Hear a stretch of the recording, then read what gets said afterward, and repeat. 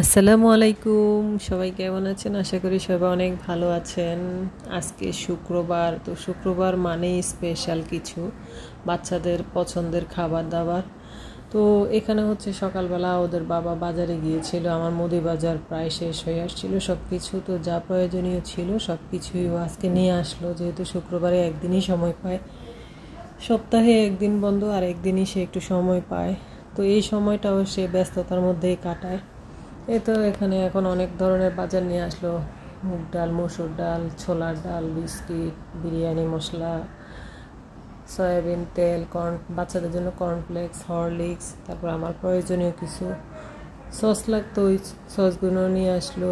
এরপরে ভিমবার শেষ হয়ে গিয়েছিল, এ তো টুকিটাকি এই জিনিসগুলো আমার দরকার। আর ওয়াশিং মেশিনের লিকুইডও শেষ হয়ে গিয়েছিলো, সেটাও নিয়ে আসলো। তো এই তো এভাবে আনতে আনতে অনেক কিছু এনেছে। আবার চা পাতা শেষ, চায়ের দুধ শেষ, মাস শেষ মানে সব শেষ। যদিও আমার গত মাসের জিনিসপত্র এই মাসের আজকে 12 তারিখ পর্যন্ত গিয়েছে।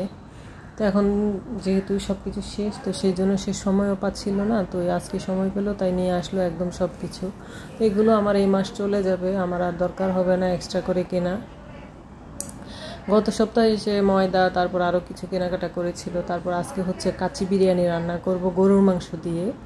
তো এখন মাংসটাকে ভিজিয়ে রাখলাম খোলার জন্য, ফ্রিজ থেকে যেহেতু নামিয়েছি, বরফটা গলার জন্য পানি দিয়ে ভিজিয়ে রাখলাম আর কি।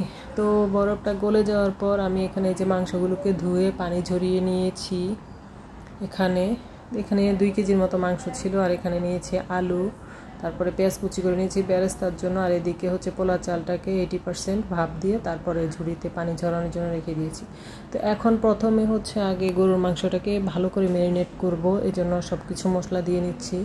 1 টেবিল চামচ আদা, 1 টেবিল চামচ রসুন বাটা, তারপরে হচ্ছে আমার হাতে বানানো গরম মশলা গুঁড়া, তারপরে হচ্ছে মরিচের গুঁড়া, স্বাদ মতো লবণ, এরপরে পেঁয়াজ বাটা দিয়ে দিলাম 2 টেবিল চামচের মতো, যদিও এখানে বেরেস্তা ইউজ করব। তো এই যে বেরেস্তা দিয়ে দিলাম এখানে প্রায় 1 কাপের মতো দিয়ে এখন হচ্ছে এটাকে মাখাবো। তো মাখানোর পরে আমি এরপরে হচ্ছে আবার বিরিয়ানি মশলাও দিয়ে দিলাম। যদিও আমার হাতে যে গরম মশলাটা বানাই সেটা দিয়ে কাচ্চি বিরিয়ানি রান্না করা যায় অনায়াসে, তারপরেও আরেকটু এক্সট্রা ফ্লেভারের জন্য এখানে বিরিয়ানি মশলাটাও দিয়ে দিলাম। তো দিয়ে এখন ভালো করে ম্যারিনেট করে দিচ্ছি।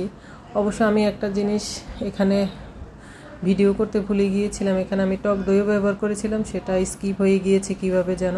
তো এখানে হচ্ছে চুলায় একটা পাতিল বসিয়ে পাতিলটা গরম করে এখানে পরিমাণ মতো 2 কাপ তেল দিয়ে দিলাম। দিয়ে এখন হচ্ছে তেলটা গরম হলে ভালোভাবে তারপর হচ্ছে এখানে আলুগুলোকে আমি ভেজে নিব। তো আলুগুলোকে বড় বড় করে কেটেছি, যেহেতু কাচ্চি বিরিয়ানির আলুগুলো একটু বড়ই হয়। তো আলুগুলোকে এখন আমি দিয়ে দিলাম ভাজার জন্য। এখানে আলুগুলোকে সামান্য একটু 1 চিমটির জর্দার রং, তারপরে হচ্ছে লবণ, তারপরে চিনি দিয়ে এখন মেখে ভেজে নিচ্ছি, হালকা করে ভেজে নিব।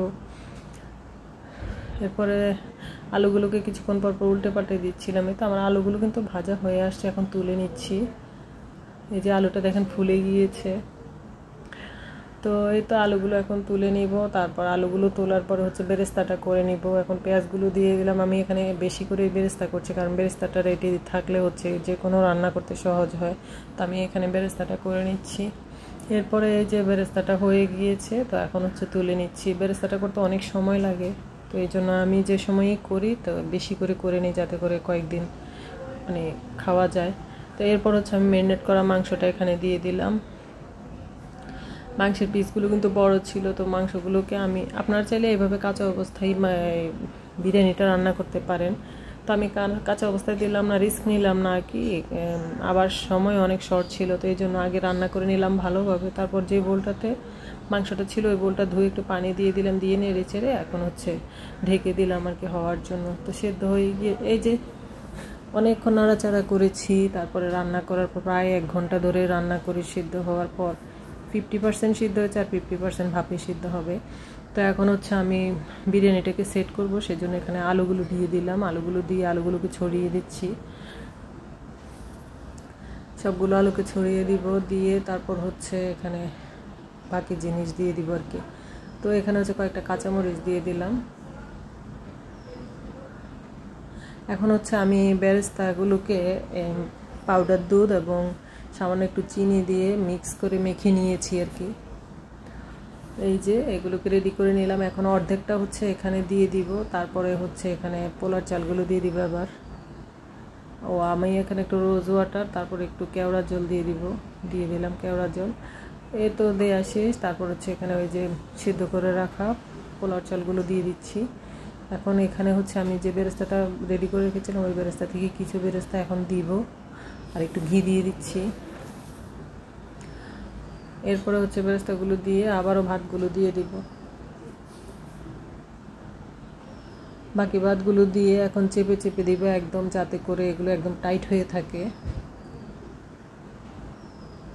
এখন হচ্ছে কয়েকটা মরিচ এভাবে দিয়ে দিলাম।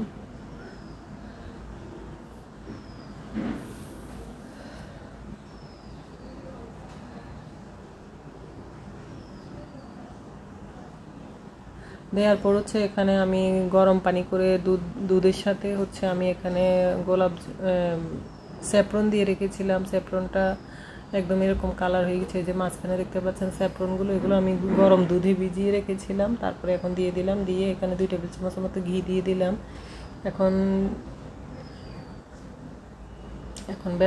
যে বেরেস্তাগুলো বাকি ছিল সেগুলো দিয়ে দিলাম। এই তো আমার বিরিয়ানি কিন্তু এক স্টেপ শেষ। তো এই যে তাওয়াটাকে গরম করে তারপর চুলায় পাতিলটা বসিয়ে দিলাম। আপনার ছেলে এখানে আটা দিয়ে সিল করতে পারেন, আমি সিল করিনি, এমনিতেই আমি ঢেকে রেখেছিলাম। তো আমার পোলাওটা কিন্তু একদম পারফেক্টভাবে রেডি হয়ে গেছে, দেখেই বুঝতে পারছেন। তো কেমন লাগলো আমার রেসিপিটা? যদিও আমি গত শুক্রবার একবার শেয়ার করেছিলাম, সেটা বাসমতি চাল দিয়ে, আজকে পোলার চাল দিয়ে শেয়ার করলাম। আপনাদের যদি ভালো লাগে আপনারা অবশ্যই লাইক কমেন্ট শেয়ার করবেন, আর বেশি বেশি আমার ভিডিওগুলো দেখবেন আর কি। মাংসটা সেদ্ধ হয়েছে কিনা দেখে নিচ্ছিলাম, বুঝতে পারছিলাম না। এরপরে হাত দিয়েই দেখে নিলাম গরম অবস্থায়, দেখলাম যে একদম সফট হয়ে গিয়েছে মাংসটা। তো আমার বিরিয়ানিগুলো কেমন লাগলো অবশ্যই আপনারা কমেন্ট করবেন, প্লিজ আপনারা কমেন্ট করে জানাবেন। আজকের মতো এখানে বিদায় নিচ্ছি, সবাই ভালো থাকবেন, আল্লাহ হাফিজ।